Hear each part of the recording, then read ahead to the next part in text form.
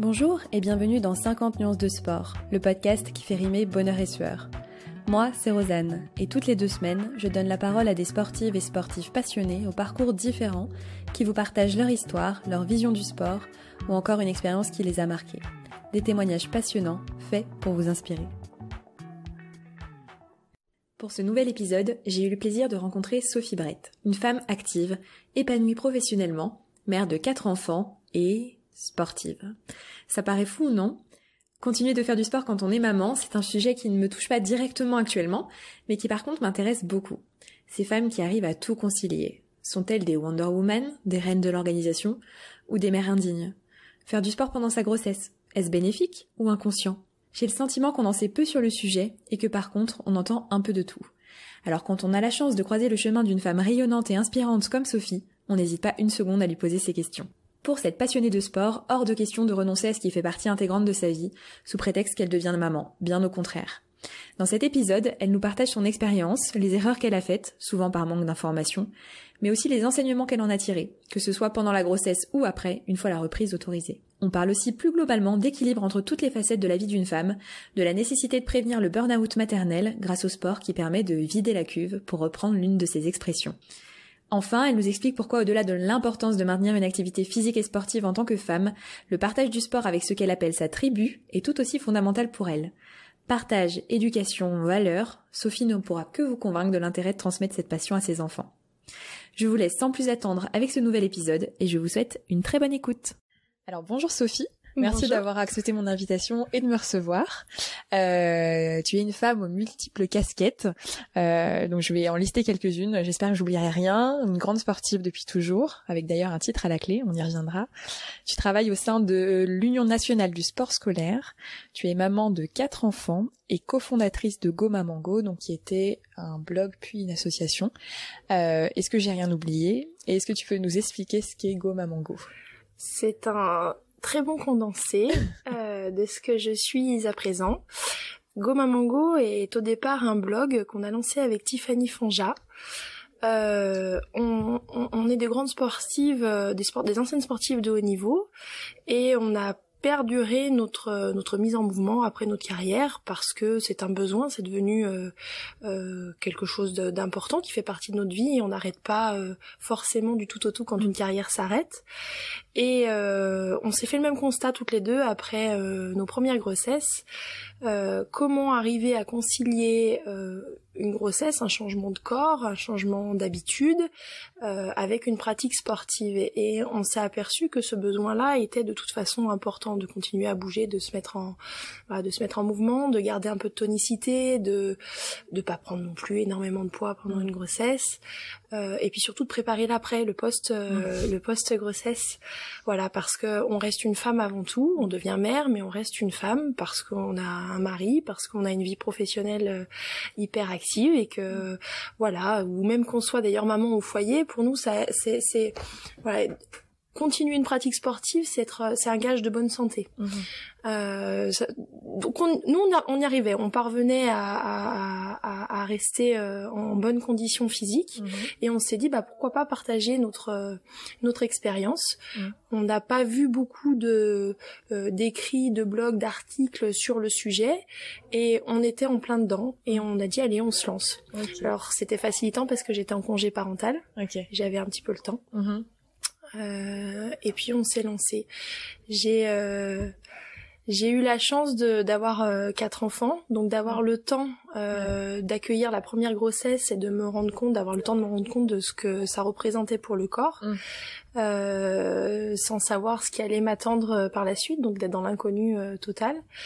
Et puis j'ai eu la chance après d'être bien accompagnée et de rechercher le meilleur accompagnement possible pour ma 2e, 3e et 4e grossesse, et étudier le sujet encore plus profondément. Ouais. Voilà.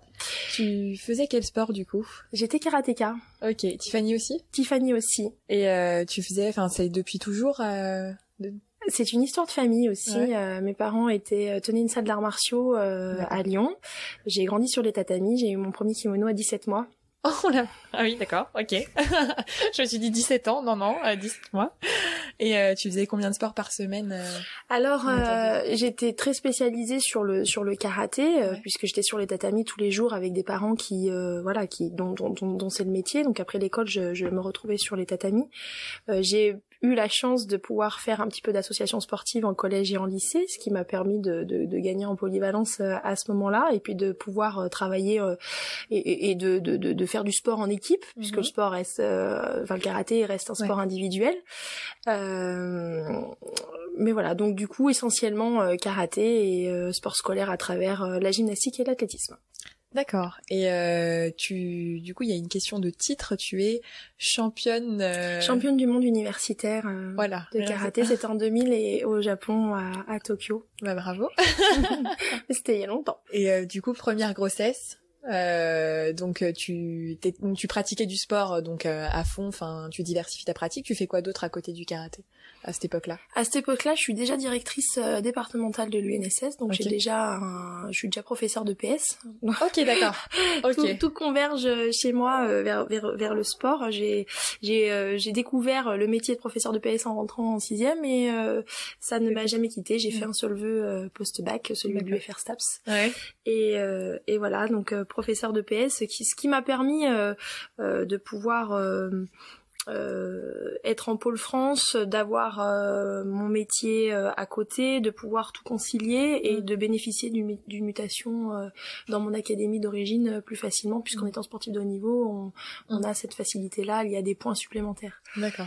Voilà, donc ça c'était facilitant et je me suis engagée dans l'UNSS, donc il faut être professeur de PS pour pouvoir parvenir à ce type de sport, à ce type de poste, qui permet, une de mes missions, c'est d'organiser les championnats sportifs scolaires dans l'académie, dans l'académie de Lyon. Donc sur plein de sports différents, et du coup ça t'a permis de découvrir plein d'autres sports. Exactement, on s'occupe de 52 activités, ça représente quasiment 150 journées de compétition au total sur l'année.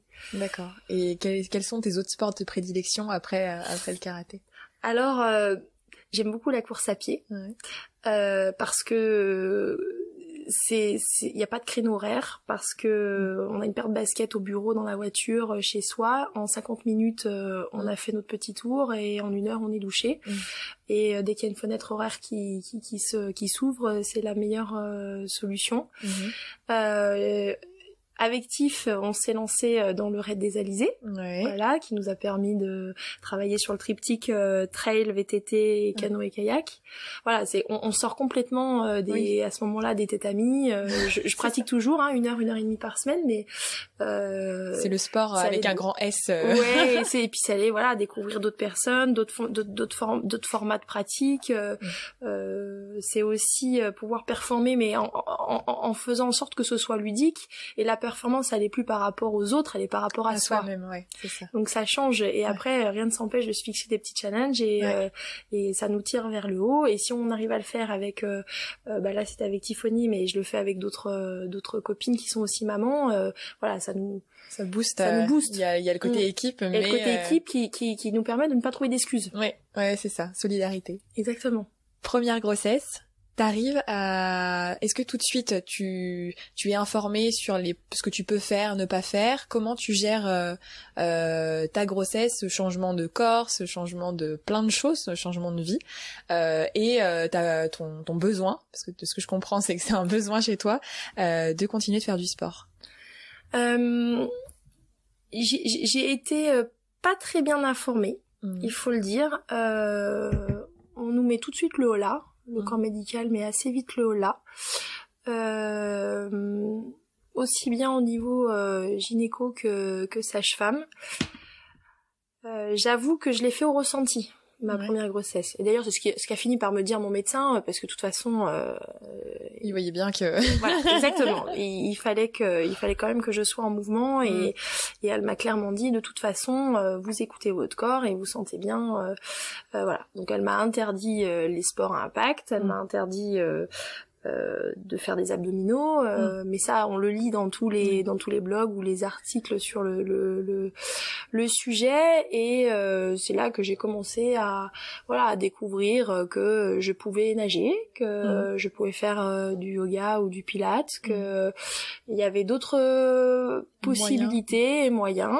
On m'a dit faut pas courir, j'ai quand même couru. Je me le suis pas interdit. J'ai arrêté de courir, je crois, au 6e mois, parce que là je me suis dit bon, on va être prudente. Et puis c'est vrai que, alors quand je dis course à pied, c'est je trottinais, hein, j'étais capable de tenir une conversation en endurance.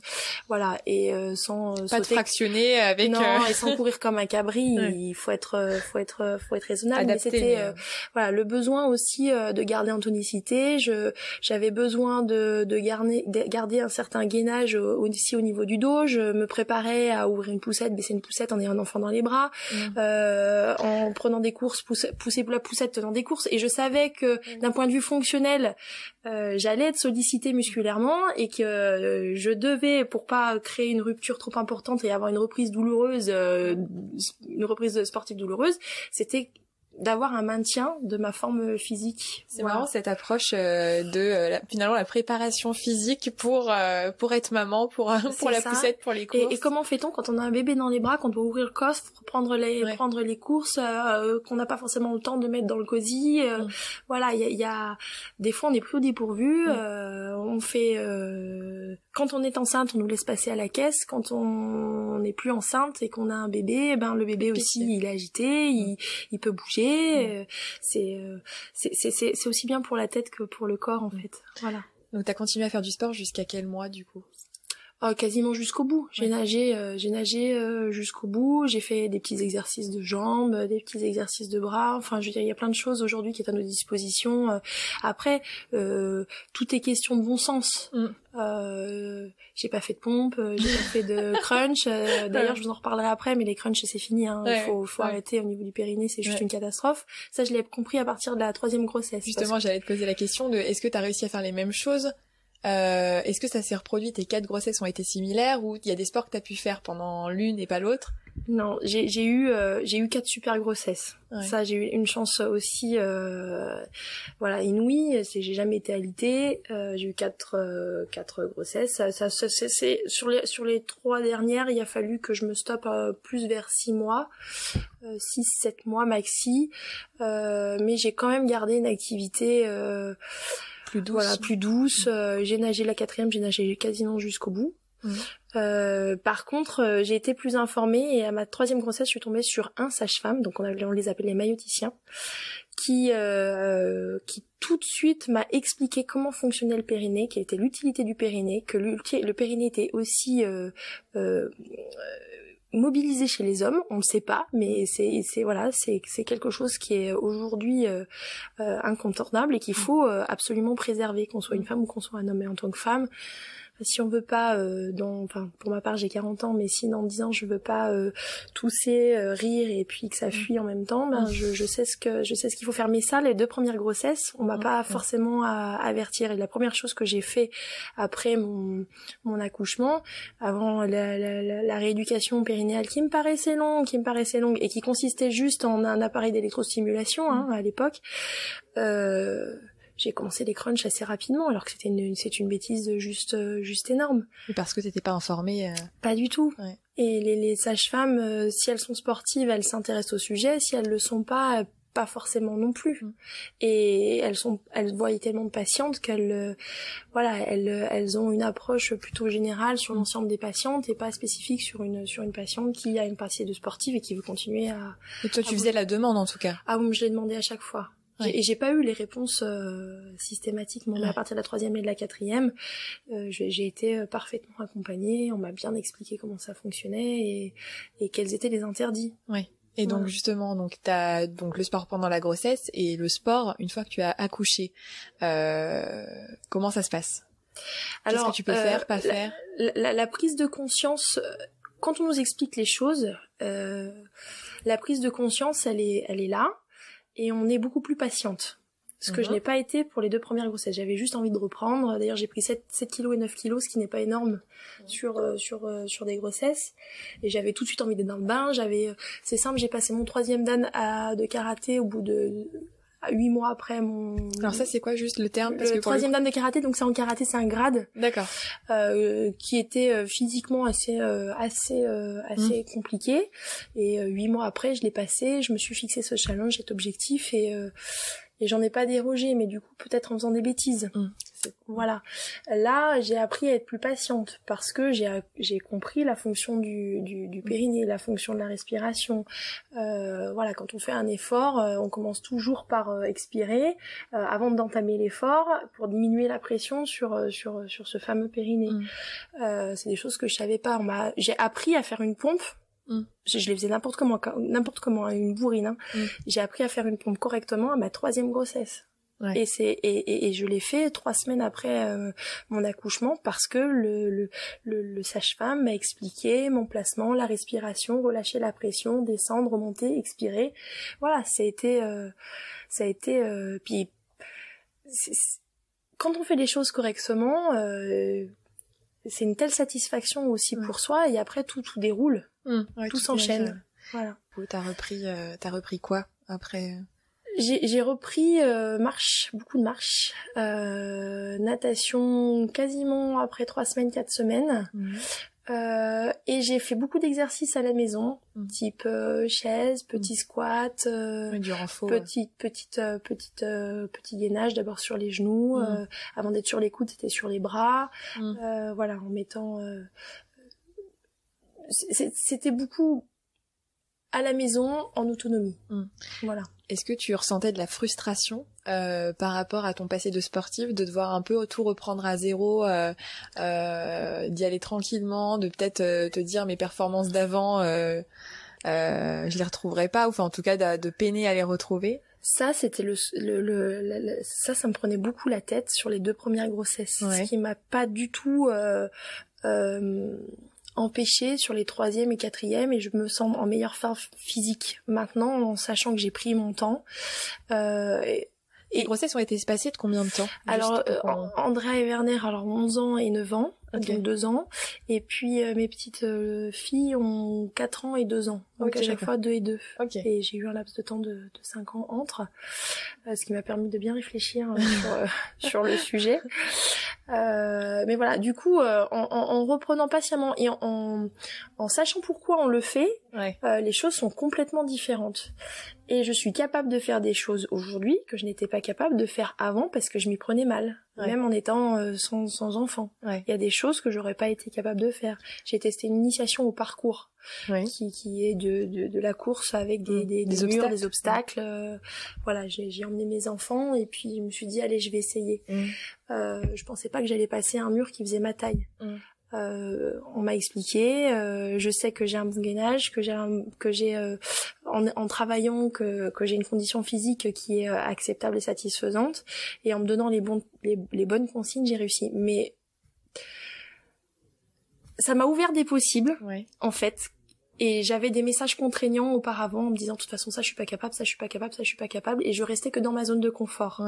Et ma 3e et 4e grossesse, en m'expliquant les choses, en allant chercher des messages, en développant le blog, en allant chercher de l'information, en allant chercher des professionnels, j'ai découvert qu'on était capable de faire bien plus, et de casser un petit peu les barrières, de sortir de notre zone de confort, d'aller en zone d'apprentissage, et de pouvoir même encore mon grand a 11 ans, mais je cours encore plus vite que lui, je fais encore plein de choses plus vite que lui, et il va falloir qu'il s'accroche pour battre sa maman, et ça aussi c'est important, de pouvoir voir la fierté dans les yeux de nos enfants quand on est capable de réaliser quelque chose, et c'est finalement un formidable échange entre nous tous, quoi. Alors justement, pour le lien avec les enfants, parce que là du coup on parle de toi, le changement du corps, etc., finalement que t'as accepté, t'as fini par accepter parce que notamment t'as expliqué, quand tu Est-ce que tu arrivais à tout concilier parce que ce qu'on peut entendre, ce qui peut tout à fait être entendable, c'est j'ai pas le temps ou je peux pas. Enfin, j'ai mon enfant à m'occuper, je peux pas aller alors que mon mari est au travail ou que ceci ou que cela. Moi, je peux pas laisser mon enfant à la maison et partir faire mon run. Donc comment t'as trouvé ton organisation? Est-ce que tu l'as trouvé tout de suite naturellement? Ça t'a semblé évident ou petit pas par petit pas? C'était évident, il fallait que je bouge. Après, j'ai un mari qui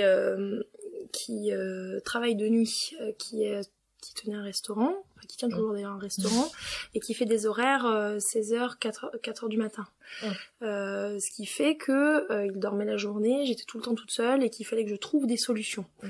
On n'a pas forcément ses parents à côté, on n'a pas forcément, quand on est en congé parental par exemple, pas forcément les moyens de prendre un ou une babysitter, donc il n'y a pas le choix. À un moment donné, il faut trouver soi-même ses solutions. Pour moi, ça a été une évidence, une poussette, l'achat de la poussette, je l'ai pas pris au hasard, c'est une poussette qui roule et qu'on peut pousser. D'accord. Et qu'on peut pousser avec une vitesse certaine. Voilà, donc dès la première grossesse. Quel modèle faut raconter ton modèle. Il y en a plusieurs. J'avais une iTrek, voilà, bébé confort, une iTrek qui va bien, mais il y en a d'autres, j'en ai essayé d'autres qui sont très sympas. Et après, je pense que c'est une question, il faut les essayer. Et moi je suis très grande, donc il me fallait pour pouvoir pousser et pas être voûtée, il me fallait la barrière de la poussette, fallait qu'elle soit haute. Okay. Voilà, donc j'ai choisi en fonction de ça.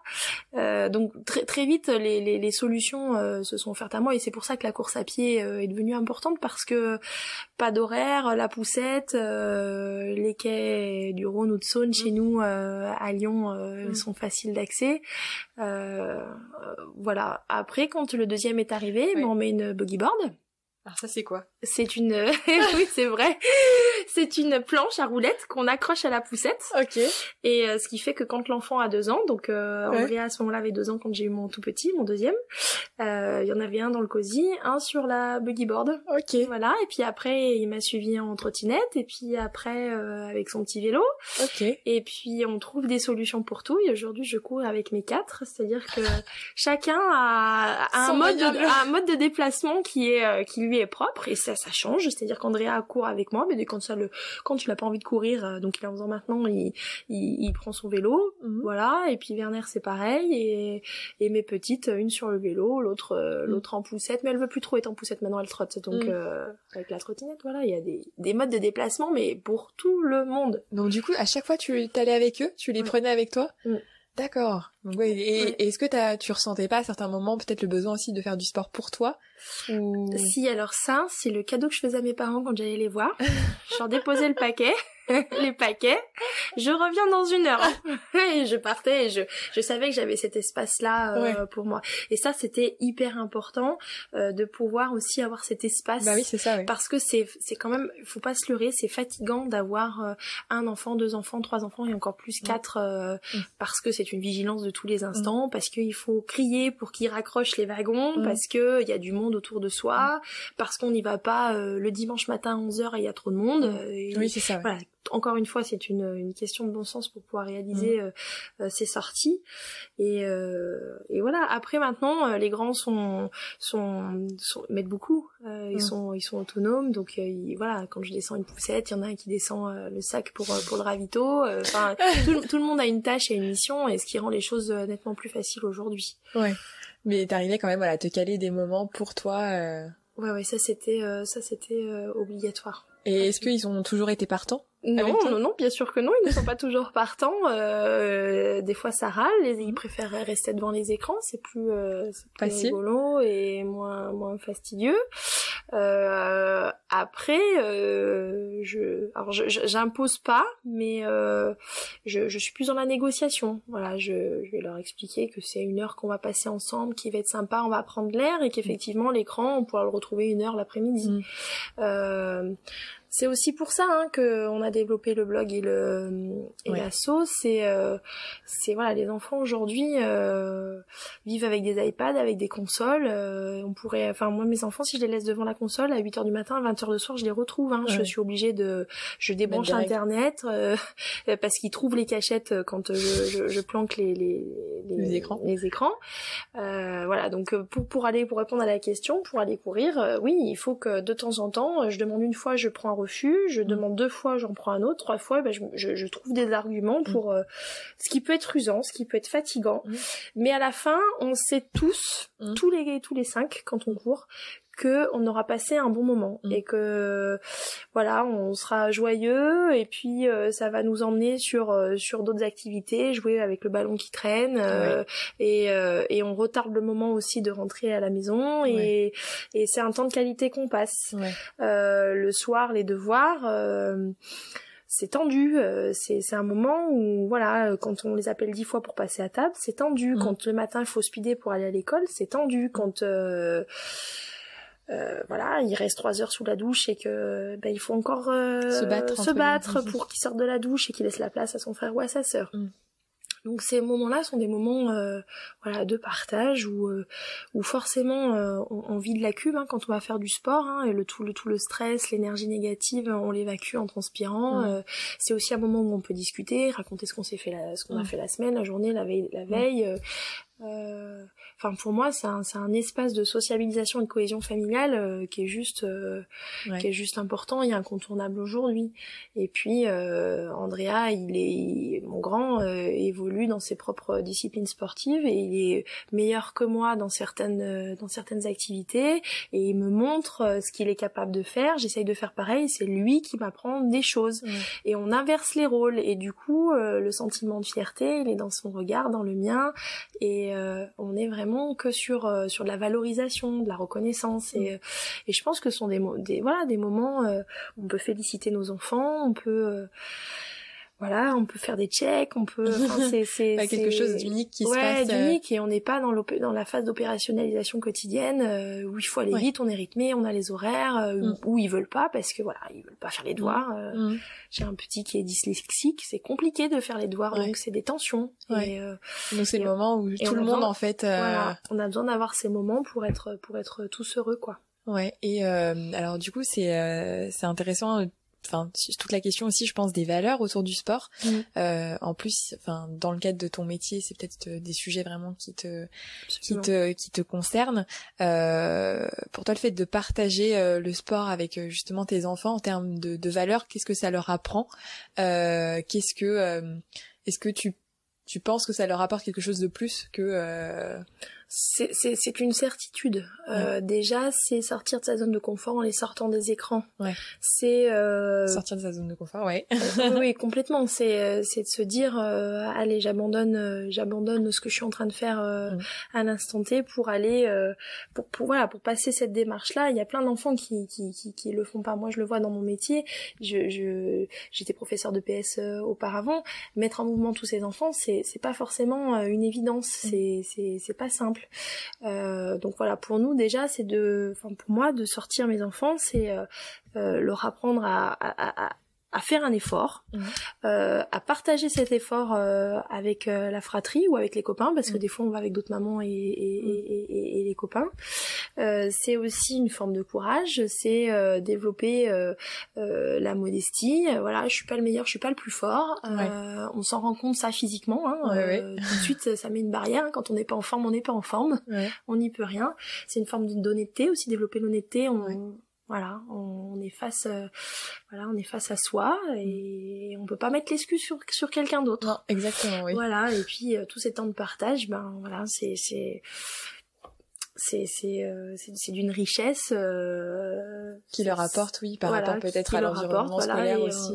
Exactement, et je sais que je sais pas si on peut dire le terme, ça les dégourdit. Oui. Voilà, ils savent faire plein de choses et ils savent le faire en équipe, ils savent le faire tout seul. Et puis j'espère que ça restera pour que au fur et à mesure qu'ils vont grandir, ils vont garder cette habitude de sportive et de santé, parce que ça s'accompagne aussi par le fait de manger correctement, l'hygiène de vie avec une hygiène de vie au quotidien. Alors je suis pas une extrémiste des repas et voilà, où il faut manger tant de quantité quantité. J'aime bien, comme tout le monde, voilà, me faire plaisir et de temps en temps faire une exception. Mais oui, mais c'est une hygiène de vie. C'est une hygiène voilà, on prend soin de soi. Notre corps, c'est pas une poubelle. Ouais. Si on mange n'importe comment, les conséquences qui vont avec arrivent très vite. Et voilà, donc c'est un apprentissage de la vie, voilà, exactement, d'un mode de vie. Et voilà, pour en faire des adultes qui sauront le diffuser auprès de leurs propres enfants, auprès de leurs compagnes aussi, et puis de leurs amis, etc. Est-ce que par rapport peut-être au jeu, alors pour le coup tu fais pas mal de sport avec tes enfants, mais les moments que tu t'es pris peut-être seul aussi pour faire du sport, pour trouver ton organisation, est-ce que t'as ressenti des regards ou des jugements en tout cas par rapport à ça de la part de la société de façon générale, ou absolument pas, et t'as eu aucun souci de ce côté-là? J'ai eu aucun souci. Après, je pense que, alors pour reprendre un exemple, après la quatrième, Éléonore, j'ai fait les 10 kilomètres, la Running Lyon, les 10 kilomètres avec ma poussette, ma petite fille en cosy, donc ça faisait 5 semaines après l'accouchement. Je l'ai fait en marchant, c'est-à-dire que j'étais dans la queue les gens ont trouvé ça génial. Ouais. Mais j'étais au milieu de gens qui faisaient un effort ce jour-là. Ouais. Donc le jugement il peut pas être négatif. Après, je suis pas persuadée qu'il y ait des personnes qui pensent que c'est complètement que je suis à côté de la plaque ou voilà. Mais le regard d'autrui, quelque part je m'en moque. Moi je veux juste être bien dans mes baskets. Si je suis bien dans mes baskets, mes enfants sont bien dans les leurs et c'est tout. Alors tu parlais de congé parental, donc t'as eu le temps effectivement de te renseigner sur le sujet, de trouver ton organisation par rapport au sport. Aujourd'hui t'as repris le travail. Comment t'arrives justement à concilier tout ça avec un travail, des enfants, du coup le blog, l'association, voilà. Est-ce que t'arrives toujours à faire du sport? Combien de temps tu y consacres? Quel type de sport? Est-ce que c'est toujours la course à pied parce que c'est facile? Enfin facile. Je mets des guillemets, c'est juste pratique en tout cas, dans le sens pratique. Est-ce que cette transition entre ça a été ma crainte quand j'ai repris le travail. J'avais très envie de reprendre le travail. Ouais. Je le dis tout de suite. J'ai fait 3 ans et demi de congé parental. J'ai eu 2 grossesses à la suite. C'est compliqué. C'est bien d'avoir du temps pour s'occuper de ses enfants. Et voilà, j'avais aussi hâte de pouvoir reprendre une vie professionnelle. J'avais peur de pas pouvoir tout concilier. Ça s'est pas fait en un claquement de doigts. J'ai mis 8 mois pour arriver d'avoir un emploi du temps qui me permette de tout concilier.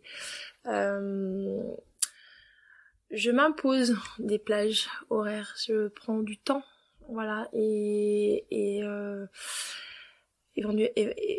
entre midi et 2, le soir, j'ai une nounou, et si elle doit faire 1 heure de plus, je lui en parle pour qu'elle fasse 1 heure de plus pour que j'ai le temps de faire ma course à pied ou de faire mon renforcement musculaire ou de partager une activité X ou Y avec des copines, et c'est un petit peu comme ça que je fonctionne. J'ai pas d'horaire fixe, c'est-à-dire que je vais pas tous les lundis ou les mardis ou les vendredis à telle heure à la salle de sport. C'est sûr que je peux pas, j'ai un emploi du temps qui est tellement vaste que c'est juste impossible de me tenir. Par contre, je fonctionne plus en termes d'heures et de besoins aussi. Ça marche à l'émotion, c'est-à-dire quand je ressens qu'il y a trop, j'arrête, je mets des baskets et je vais courir. Voilà, c'est un petit peu à la demande finalement. Et puis pour le côté un peu plus fun avec les copines, avec l'asso, avec Voilà, on teste des nouvelles activités, on se lance des challenges, d'avoir un objectif à moyen et long terme, ça permet aussi de se dire allez, j'ai pas d'excuses là, il faut quand même que j'y aille parce que j'ai un objectif derrière, même si l'objectif c'est pas quelque chose de fou. Juste une échéance en fait. Voilà, l'échéance c'est pouvoir la passer sans avec plaisir et sans souffrir. Oui, c'est ça. C'est plutôt mieux. Ça parce que bon, on va être lucide, on fait pas des grosses perfs. Mais voilà, c'est de pouvoir... Et en fait, finalement, c'est d'avoir une activité qui nous procure du plaisir dans la semaine, qui permet de couper avec le stress quotidien et quelque part de pouvoir reprendre son activité professionnelle en ayant vidé cette cuve. Ouais. Voilà. C'est une question d'équilibre, quoi. C'est une question d'équilibre. Ça, de vider la cuve, ça libère de la place dans la marmite et puis ça permet d'accueillir des émotions positives et d'accueillir davantage de confiance en soi, des messages, des signes de reconnaissance, etc. On chasse par ce biais ce qui est perturbant. Ouais, donc c'est vraiment une question d'équilibre, voilà, pour essayer de faire en sorte que tout soit à peu près équilibré entre la vie pro, la vie de maman, la vie de sportive, et réussir à tout concilier. Donc pour le coup, toi t'as été quand même une championne, t'as eu un côté très sport, compète, performance. Aujourd'hui, est-ce que t'es encore à la recherche de ça, ou est-ce que finalement tout ce que tu disais, voilà, de faire un peu de sport pour toi, pour ton bien-être, pour cette question de cuve, et pour la tribu, pour le partage des valeurs, ça te suffit aujourd'hui? Ou est-ce que t'as besoin de ce côté encore, est-ce que ça te manque pas un petit peu, le côté Alors, le côté partage, valeur, bien-être, plaisir est prépondérant. Après, je ne te cache pas que j'aime bien me challenger quand je vais courir au parc de la Tête d'Or. J'aime bien, si je suis en forme, pouvoir accrocher des talons et devant moi et pouvoir m'accrocher, etc. Mais je pense que la performance, elle se redéfinit. Elle est plus par rapport aux autres, en fait. Elle est par rapport à soi. Et la satisfaction qu'on peut éprouver quand on a réussi à tenir telle distance ou à réussir un parcours ou à tester une activité qu'on pensait jamais être capable de monter un mur d'escalade, faire de la rando en montagne alors qu'on n'a jamais fait.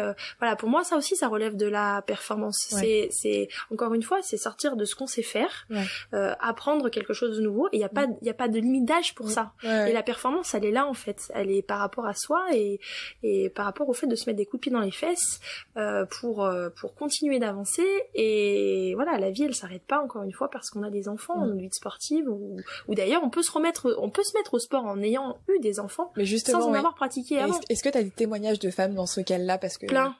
Il y en a plein qui se mettent au sport après justement parce que elles ont aussi besoin d'avoir des espaces et du temps réservés pour elles toutes seules et par le biais de l'activité physique et sportive, c'est facile. L'activité parfois ça peut être exigeant, ça peut être encore difficile de décoller pour pouvoir y aller, mais il y a plein de mamans qui se mettent au sport parce que retrouver des bonnes habitudes, avoir du temps pour soi, être en forme pour ses enfants, parce que aussi à 40 ans, on a une espèce de virage qui on se pose des questions et on a besoin de se réapproprier peut-être. Exactement, de se réapproprier son corps et de se dire non, 40 ans c'est pas la moitié de ma vie, je vais pas sur la pente descendante et il y en a plein qui se lancent des défis comme ça. Sur le raid des Alizés par exemple, il y avait des grandes sportives et il y avait des jeunes femmes et d'ailleurs des moins jeunes femmes, j'étais parmi les plus jeunes il y avait c'était une moyenne d'âge je dirais facilement de 40-45 qui ont envie à un moment donné de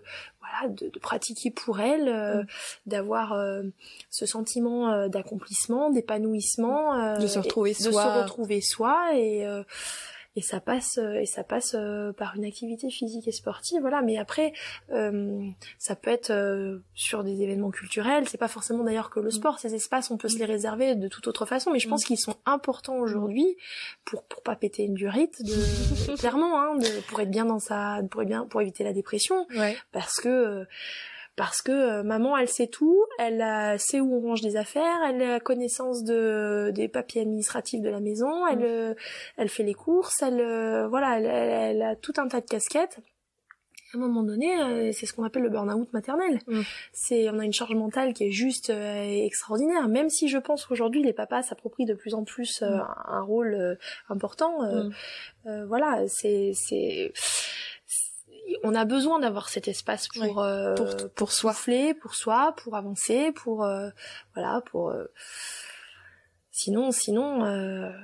Sinon, puis la boîte à confiance, elle se met à fuir aussi, hein, dès que... La boîte à confiance? Oui, c'est quoi en fait, le concept, c'est... Quand on manque de motivation, on va pas faire l'effort. Quand on fait pas l'effort, on se sent pas bien. Et puis c'est un cercle vicieux. Quand je me sens pas bien, je vais pas faire d'effort et je ne suis du coup pas motivée. Tout perd. Je ne suis bonne à rien. Voilà, tout perd de volume en fait. Plus d'estime, plus d'énergie. Ouais, c'est pas bon, quoi. C'est la cata, et en fait on ne perçoit que les signes négatifs sur soi, parce que on n'est plus on n'a plus suffisamment le recul et la prise de recul et la prise de hauteur pour dire je suis capable de faire des choses, etc. Et quand on prend du temps pour pouvoir faire une activité et qu'on voit le chemin parcouru, là, on se remplit de signes de reconnaissance de la part des autres, de son propre regard, on nourrit son estime, on nourrit son image, on retrouve de l'énergie positive, on nourrit sa motivation, qui nourrit sa confiance, et après on arrive à se projeter de nouveau dans des actions futures. On arrête de se tourner vers le passé parce que en fait le passé ça sert à rien, ça peut être un point d'appui, mais on va pas dire j'ai des regrets, etc. Non, maintenant on va vers le futur, on se projette, on se fixe des challenges, et puis même je dis on se fixe sur le projet, mais on se fixe déjà à l'instant présent. Voilà, on vit le moment aussi. On vit le moment, quoi. Et on est plus happé par on va dire par le quotidien. Voilà, et on a le choix de subir ou le choix de choisir, c'est le cas de le dire. Et aujourd'hui, je pense qu'il y a un bon nombre d'entre nous qui en ont marre de subir et d'être de dépendre de l'emploi du temps des enfants, de l'emploi du temps professionnel, de l'emploi du temps du mari, des contraintes diverses et variées, et on a envie aussi d'être actrice de notre vie. Ouais. Et le sport en est un super moyen. Exactement, c'est un super support. Avec du coup des bienfaits psychologiques, physiques, et puis d'équilibre, et puis du coup toi, ce que je trouve assez intéressant, c'est de transmission aussi de valeurs avec tes enfants, parce que tu pratiques du coup beaucoup avec tes enfants. Et la panoplie est large. Le sport, on peut, il y a tellement de possibilités. Il y a les fédérations sportives, il y a la pratique libre, il y a les clubs de sport, il y a le fait de le faire avec les copines. Les possibles sont, il y a 360 degrés de possibles. Faut juste faire l'effort entre guillemets de trouver. Oui, c'est ça. Et une fois qu'on a trouvé, go, on déroule, on avance, et puis je pense qu'une fois qu'on a testé quelque chose, on a envie d'aller voir autre chose. Ça nous permet de voir si on s'égare pas, de pouvoir et puis de s'ouvrir plein de possibilités. Ok. À quel moment tu parlais de ta rencontre au début de l'interview avec Tiffany, qui est peut-être une amie depuis toujours, je sais pas. Oui, on se connaît depuis l'adolescence. On était dans le club de karaté. Et du coup, à quel moment vous vous êtes dit que vous alliez créer un blog autour de ce sujet-là? Alors moi j'en étais à ma deuxième grossesse, j'avais déjà 2 enfants, elle avait son premier, elle a sa première grossesse, pardon, et ça a été toutes les deux on en discutait comme ça, et puis en un quart d'heure de temps, je crois qu'on s'est dit mais faut qu'on écrive, faut qu'on partage, sinon on est capable, d'autres en seront, il faut qu'on puisse partager ces expériences. Et puis aujourd'hui un des constats était de se dire que même chez les sportifs de haut niveau, interrompre sa carrière pour une grossesse, c'est pas la fin. Ça veut dire que derrière il y a une préparation autour de ce phénomène des 9 mois où le corps va se modifier, et il y a un accompagnement qui existe pour pouvoir reprendre la forme derrière. Et on prend l'exemple de Mélina Robert-Michon, de grossesse. Elle est encore là, elle performe encore. On prend l'exemple de Estelle Mosley, championne olympique, maman, championne du monde vendredi soir. C'est aussi militer pour que nous sommes des femmes, on devient mère et notre vie de femme ne s'arrête pas, notre vie de sportive ne s'arrête pas parce qu'on a des enfants. Oui. Voilà, j'ai bien conscience que le manque de temps est le premier frein, qu'on n'a pas forcément les créneaux horaires dans les salles de sport qui sont adaptés, qu'il faut soi-même chercher des solutions. Mais qu'il y a la fatigue aussi, j'imagine. Qu'il y a la fatigue. Alors la fatigue, j'ai envie de dire que c'est une fausse excuse. Qu'on ait des enfants ou pas d'enfants, on est fatigué avant d'aller faire du sport. On se trouve toutes les excuses du monde, qu'on soit jeune adulte ou maman de 4 enfants, on est crevé et on serait capable de trouver n'importe quelle excuse pour pas y aller. Mais derrière, c'est évacuer cette fatigue par cette activité physique et sportive. Donc c'est un message en fait de santé publique, ce blog Mamango. C'est le meilleur médicament au monde qui soit. C'est des articles sur quel type, si t'as des exemples d'articles, de toute façon on mettra le lien dans la description. C'est quel sport privilégié, mais ça c'est vraiment générique. C'est de la culture, c'est de l'information. Exactement, c'est de l'information, exactement. C'est pouvoir mettre en avant ces mamans qui continuent de faire du sport et qui sont championnes ou pas. Je suis pas la seule dans ce cas-là, donc je m'appuie sur des mamans qui font la même chose que moi dans d'autres régions sur le territoire et voilà, c'est de partager et je pense que plus on en parlera et plus ça se démocratisera et ça rendra la pratique sportive des mamans accessible. En fait c'est ça, en fait on a besoin de quoi, d'une tenue confortable, d'une paire de baskets, d'une poussette qui roule et go. C'est ça, go maman go. C'est ça. Très bien, on va passer à ce que je te propose, c'est de passer à la rubrique des questions tac au tac. Le principe, c'est, je vais te poser 3-4 questions, peut-être oui, c'est à peu près ça. 3-4 questions, et je vais te demander de me répondre le plus rapidement possible, avec bien sûr la possibilité de revenir sur ta réponse si elle ne te convient pas.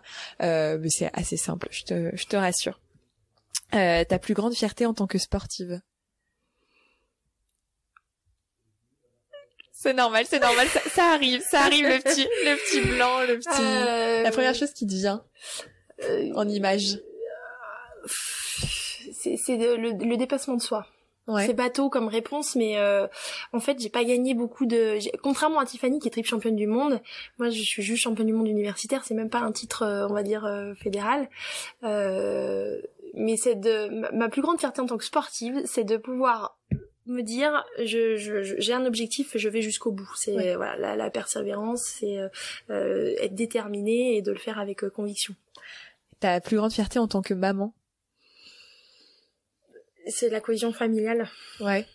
T'as vraiment une tribu. J'ai vraiment une tribu où chacun a sa place et de voir ma petite fille de 4 ans me dire maman va faire du sport aujourd'hui, d'aller chercher son maillot et go maman go évidemment. Et et elle a 4 ans, la petite de 2 ans, pareil sport maman, hop c'est parti et voilà, d'avoir créé une cohésion familiale et autour de d'avoir un temps pour tout quoi, et finalement de pas être happé par le quotidien et d'avoir cet espace pour nous. Et ta plus grande fierté en tant que femme? Du coup d'être libre de mes choix. Et je pense que le sport m'a beaucoup apporté à ce niveau-là. M'a apporté en confiance, le fait d'être sûre de moi, de savoir ce que je voulais et surtout de ce que je ne voulais plus, de ce que je ne voulais pas. Alors ça, je pose la question à tout le monde, à tous les invités. Est-ce que tu écoutes de la musique quand tu fais du sport? Quand je suis toute seule tout le temps. Ok. Quelle est ta chanson inavouable? Voilà, alors moi j'adore David Guetta et j'adore tout ce qui est hyper rythmé, Armin van Buuren, il y a pas d'inavouable, je crois que celle que tu préfères. Celle que je préfère là comme ça, il y en a plein donc David Guetta, tu me trouveras, tu m'enverras de toute façon le nom de la chanson. Non, là je sais plus mais c'est tout ce qui bouge. Tout ce qui bouge. Voilà, je peux pas courir avec quelque chose de trop calme, même d'électro lounge, des choses comme ça. Non, c'est pas possible. Il faut qu'il y ait un rythme, une cadence. Et je le sais quand j'écoute une chanson sur une musique sur une radio quand je roule, je Shazam assez vite pour la mettre dans la playlist qui va m'accompagner. Ça marche. Et en dernière question, quels sont tes prochains projets sportifs? Et tes prochains projets sportifs, peut-être professionnels avec Go Maman Go? Alors le prochain projet sportif, ce serait de faire l'ascension du Mont Blanc. Oh, génial. Alors c'est quelque chose qui devient de plus en plus courant aujourd'hui, mais voilà, je fais mon premier 4000 au mois de juillet si tout va bien. Ouais. Voilà, donc ça c'est chouette. Plus rando. Plus rando, voilà. Ouais. Et alpinisme aussi, parce que quand on... Voilà, quand exactement. Donc c'est une découverte, hein. J'aime bien marcher, je pense que j'ai une bonne condition physique. Après, tout ce qui est lié à l'altitude me fait peut-être un petit peu peur, le mal de l'altitude, etc. Donc c'est pour ça que je démarre sur un 4000. Encore une fois, je me vais pas directement faire l'ascension du Mont Blanc. Je prépare je prépare mon parcours, voilà. La patience apprise. Exactement, parce que je veux vivre sereinement cet objectif. Je veux pas souffrir. Ouais. Encore une fois, si c'est pour me dire qu'est-ce que je fais là, qu'est-ce que je fous là, c'est pas la peine. En fait, j'ai pas le temps de me dire qu'est-ce que je fais là, pourquoi je suis là. Ouais. J'ai plus le temps pour ça. Donc il faut juste vivre du bonheur. Je veux juste vivre, exactement. Je veux être bien, je veux pouvoir vivre bien, je veux pouvoir profiter, je veux pouvoir lever la tête et voir ce qu'il y a autour de moi à ce moment-là. Okay. Donc oui, par étapes. Génial, l'ascension du Mont Blanc. Et peut-être tes projets avec Go Maman Go, avec... J'essaie d'être présente sur les événements sportifs toujours pour passer ce message d'encouragement à la pratique physique et sportive des parents, des futurs parents. Alors ça s'appelle Go Maman Go, c'est très connoté maman, mais c'est destiné à l'ensemble de la famille. Ok. Bah écoute, merci beaucoup, c'était super intéressant. Et puis écoute, on te souhaite plein de bonheur dans tous ces aspects de ta vie, et puis de monter le Mont Blanc et d'arriver au sommet et de profiter à fond. Merci beaucoup de m'avoir offert cet espace pour parler de nos projets et de ce message qui aujourd'hui est pour nous extrêmement important et j'ai envie de dire essentiel à notre vie de femme, de mère et de professionnelle, de femme active. Ouais, la question de la femme d'aujourd'hui, ça y contribue. Absolument, et on parle beaucoup d'égalité, et à un moment donné, il faut aussi nous se prendre en main et se donner les moyens et imposer aussi notre volonté de d'être en forme, de vivre de faire ses propres choix, d'avoir son propre parcours. Et je pense que pour nos enfants, c'est aussi leur montrer que maman est capable de bien des choses. Ouais. Super, je pense que ce sera très bien pour les mots de la fin. Merci beaucoup. Merci beaucoup. Bye bye.